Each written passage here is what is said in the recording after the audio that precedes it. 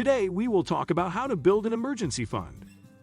Having some extra funds available for emergencies is an essential component of your overall financial well-being, with enough cash to cover 3 to 6 months of expenses being a common recommendation. For many people, though, that can add up to an intimidating number and can discourage even the best-intentioned saver. But don't give up before you start. The game of saving is mostly psychological, and you can win it. Even if you're starting from zero, regularly setting money aside, even in small amounts, will eventually get you to your goal. It just takes time and a little discipline. What will you need? While some call having 1 to 2 months' wages in reserve ideal, most financial experts say that the recommended emergency fund amount should cover 3 to 6 months' worth of household expenses. That's a great idea and a key part of any sound financial plan, but it also requires some effort to achieve.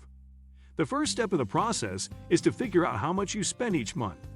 Consumer expenditure figures released in April 2019 by the U.S. Bureau of Labor Statistics indicate that the average annual expenditure per consumer unit, which is similar to a household, was $60,060 in 2017, the most recent year for which data is available.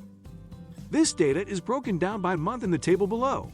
The months in bold highlight the cumulative quarterly expenses, and therefore the recommended cash reserve for the average household. While your household expenses may be higher or lower than the average, there's no doubt that even 3 months' worth of expenses is a big number.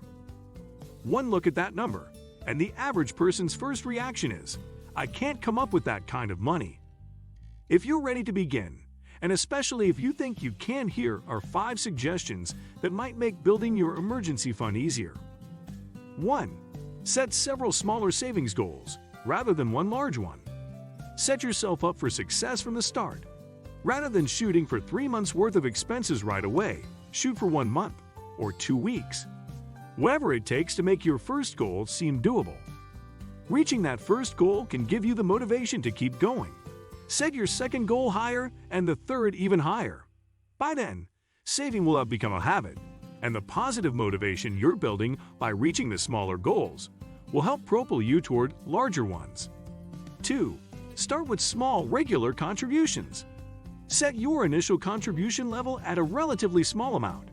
That will ensure you don't stress your cash flow, making it too easy for you to rationalize abandoning your savings routine. Find something in your life you can live without, or with less, trim back the monthly coffee habit a bit. Pass on that new pair of shoes or one big night out. Choose that amount, whether it's $5 or $100, and commit to saving it at regular intervals, per month, per week, or per paycheck. The key is that it needs to become a habit, not a recurring struggle. 3. Automate your savings. Out of sight, out of mind. The easiest way to save money is never to touch it in the first place. Most employers provide direct deposit, and some will even deposit to more than one account. Set up a separate account just for your emergency fund and have your chosen contribution amount deposited automatically, either by your employer or your bank. Use a savings or other type of account that you can't access easily, unlike a checking account. Chances are you won't miss it. And don't watch the account balance continually. That will only make growth seem smaller and slower.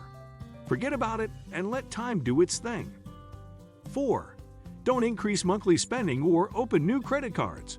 Once saving has become automatic, don't be lulled into a false sense of financial security and let spending creep up again. For example, if you give up a new pair of shoes every month only to replace them a couple of months later with a new monthly shopping habit, you're not saving at all. If you still have an extra $50 left over each month, maybe your savings deposit amount is too low.